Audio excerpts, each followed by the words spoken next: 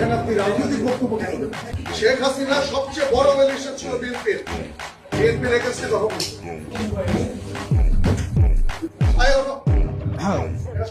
চাঁদাবাজ এর বিরুদ্ধে সবসময় আমাদের কথা বলতে হবে। যারা চাঁদাবাজ, যারা মামলাবাজ, যতই বিশেষ করে এটা তো শালীনতা হইল না। আমরা তো আপনাদের কাছ থেকে শালীনতা, ভদ্রতা, একজন কথা বললে আরেকজন কথা বলতে হয় না, এই ভদ্রতাটাই আপনারা শিখেন। গণতন্ত্র মানে এটা না যে সবসময় শুধুমাত্র আপনার প্রিয় কথা আপনার সামনে বলা হবে, আপনার প্রিয় মানুষের সবসময় স্তুতি গাওয়া হবে, এটা জুলাই না। আসলে আমাদের এই বসে এসে কথা বলতে হয়, আমার লজ্জা লাগে আসলে। মানে আমাদের বাপদাদারা বলতো না, তোর ঘরে আমি হয়েছি না, আমার ঘরে তুই হয়েছিস।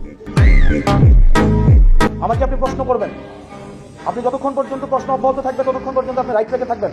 আর যখনই আপনার প্রশ্নের পরিবর্তে শুধুমাত্র স্তুতি গাওয়া হবে, জবাবদিহিতার পরিবর্তে স্বেচ্ছাচারিতা অব্যাহত থাকবে, তখন প্রত্যেকটা মানুষ হাসিনা হবে। হাসিনা তো ব্যক্তি না, হাসিনা একটা আইডিয়া। হাসিনা কি স্তুতি ছাড়া, এখানে প্রশংসা ছাড়া কিছুই বলা যেত না।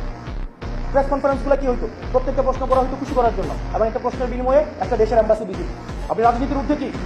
আপনাদের ডিজি যখন বসাইছে আমি দেখছি না যে অফিস করতে দিচ্ছেন, আপনারা দেন নাই, তখন রাজনীতি আপনারা ডিল করছেন। কোন জিনিসটা রাজনীতির ঊর্ধ্বে? হসপিটালগুলোর অধপতন কেন? টেন্ডার বাণিজ্য হয় না, আপনি অস্বীকার করতে পারবেন। আমি আসনাদ আব্দুল্লাহ সাক্ষী, আপনাদের কোনো স্বাস্থ্য সেবার আমি 6টা মাস আমি ক্লোজলি ডিল করেছি।